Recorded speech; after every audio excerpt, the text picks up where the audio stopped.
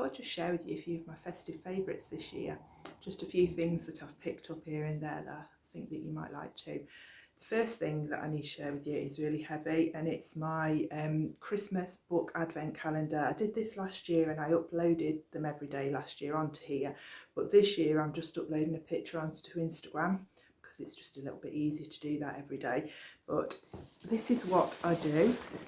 Excuse my big head a moment.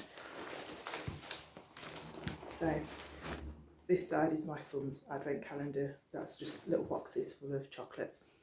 This side is my advent calendar. So what I do all the way throughout the year is pick up books from charity shops. Sometimes they're £3 for £1, sometimes they're £1 each. I never go over £1. And then wrap them in brown paper and put a number on them for each day. Because I've got a terrible memory, and by Christmas I have got no clue what I've bought throughout the year, and then it becomes an advent. So every day I've got a book to open, a nice little parcel, and I don't know what to expect. So I've got a new book every day. So these are some of the books that I've opened so far. What else have we got? Linda Smith, all sorts of different books by different people. E. Schwab, City of Ghosts. So, and you will have seen me open today this one, The Death of Downtown Tabby. So yeah, every day right up until Christmas Eve, where I've got this huge one, which you'd think I'd remember what that was, but I've got no clue. So yeah, every day I open a book, and then that's my little gift each day, and it's cost me hardly anything because most of these books were from the charity shop that does them at £3 for £1. And it has to be said that I will be going on a book buying ban after Christmas for a few months, because I will just have so many books on my TBR that I can't buy any more after Christmas.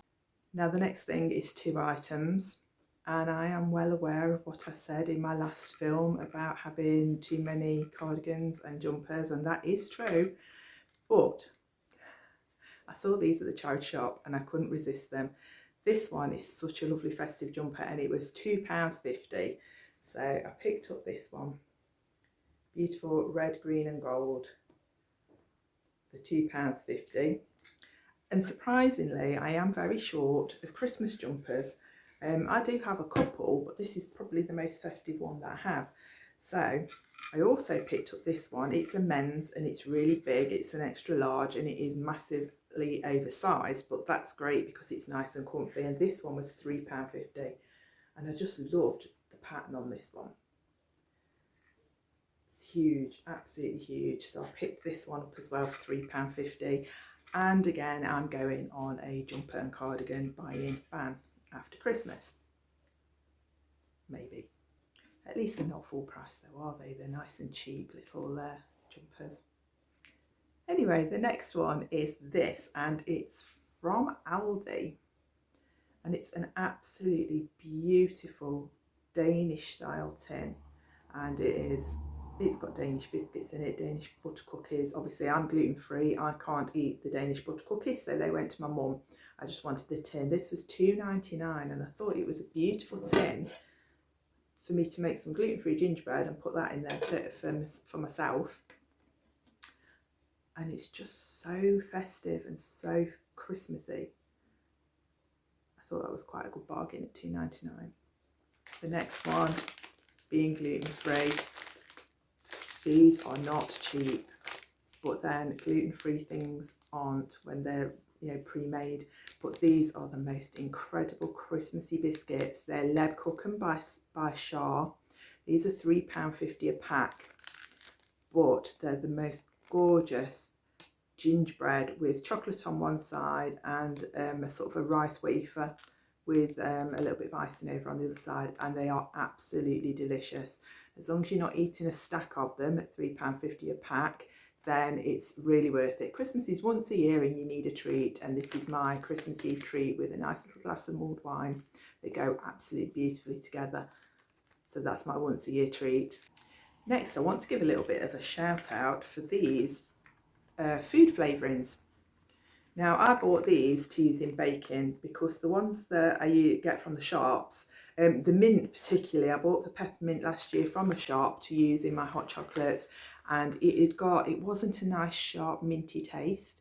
It was a bit of a, I don't know, it wasn't a nice taste. I didn't enjoy it at all. Now I have paid £5.99 each for these, which is more than you will pay in the shop, but these are going to last forever. I've got mint, an orange and a cherry. I'm going to be using them in baking. I can use, especially the mint, I can use it in hot chocolate. I can use it in peppermint creams, homemade peppermint creams. I can use it in biscuits, chocolate biscuits with a little bit of mint.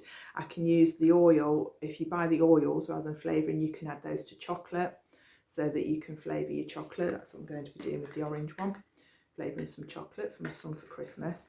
Now, the reason that although these are £5.99, they're really good for the money is, yesterday I used this for the first time in my hot chocolate.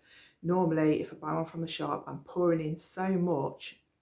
I decided yesterday that I would put in 4 drops and see how that went. I put in the 4 drops, I had a taste, and it literally nearly blew my head off. It was so strong. I mean, I'm a real lover of mint. I could not drink that. I had to throw it away and start again.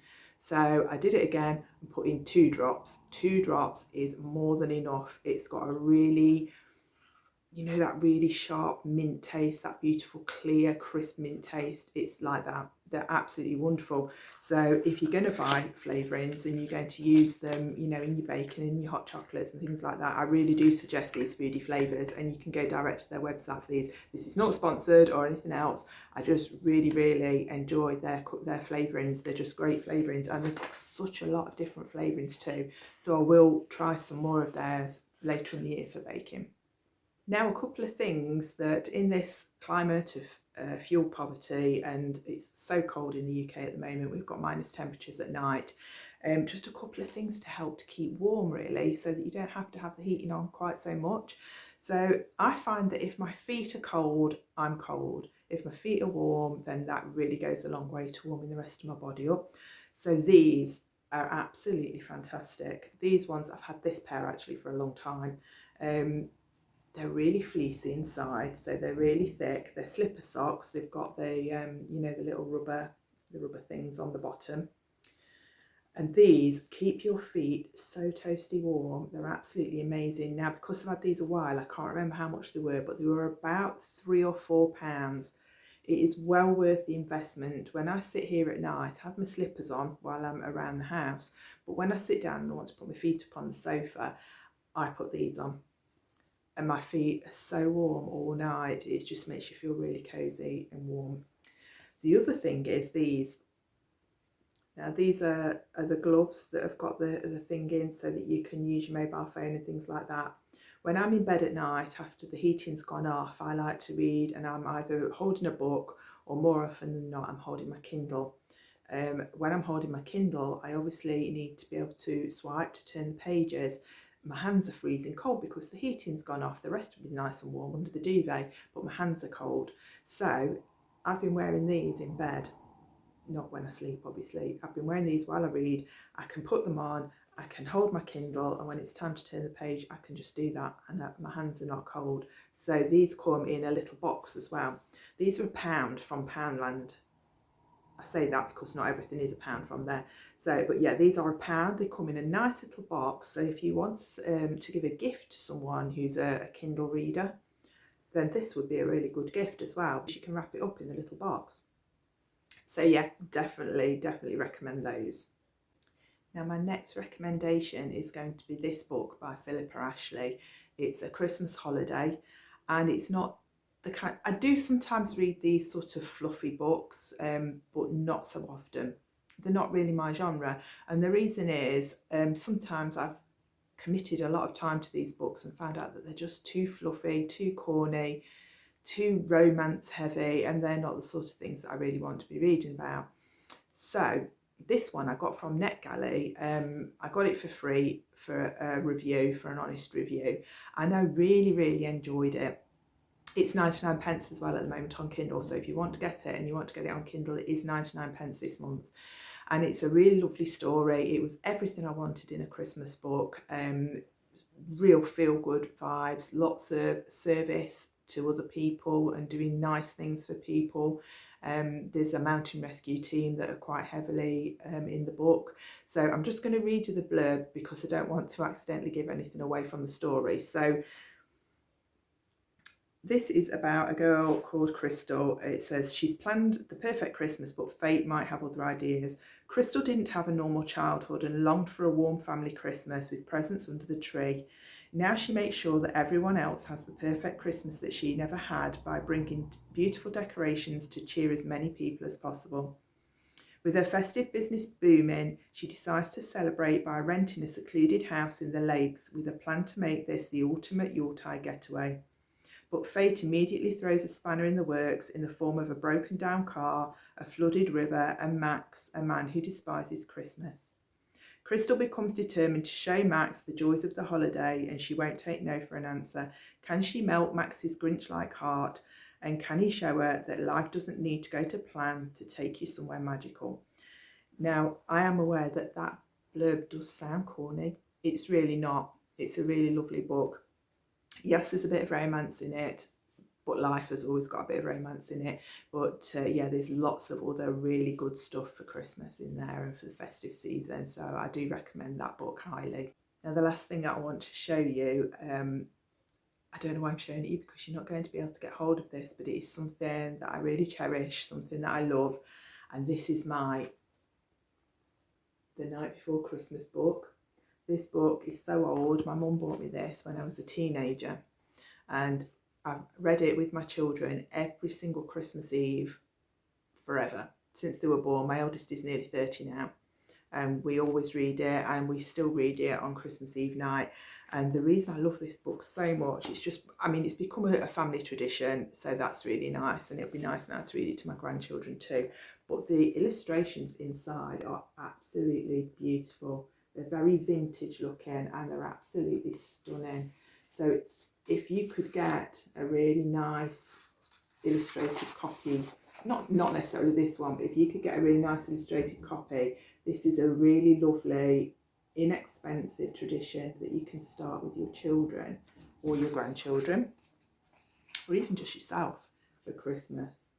I mean, these illustrations are so beautiful, and it's such a lovely festive story as well. And I just found that reading this on Christmas Eve, literally the last thing before bed, just planted these pictures and this story and these beautiful thoughts in their heads for Christmas Eve. So they went to sleep dreaming of all of these wonderful things. So yeah, it's just a really lovely tradition to start. That will cost you the price of a book to start with, but then you can use this every single year. So that's all for my video this time. I won't be making another one now until January, so I want to take this opportunity to wish you all an absolutely wonderful festive season, no matter what you're doing. Remember to take some time to just sit and take a breath. It doesn't have to be all stress and hustle and bustle. Take time for yourself, take time to enjoy the things that you're doing and to really take part and notice the things around you, so that you're actually enjoying the festive season and not just a part in a cog, you know, a cog in a wheel that's just trying to get it out of the way. The point is to enjoy it, and also remember that doesn't have to mean spending lots of money. Going on a walk through the Christmas lights in your local town in an evening, on a nice frosty evening with a woolly hat and scarf on, baking biscuits together, sitting in front of a fire and reading a lovely book. All of those things build memories. It doesn't have to cost the world. So have a wonderful Christmas, a wonderful festive season if you don't celebrate Christmas, and I will see you soon. Bye for now.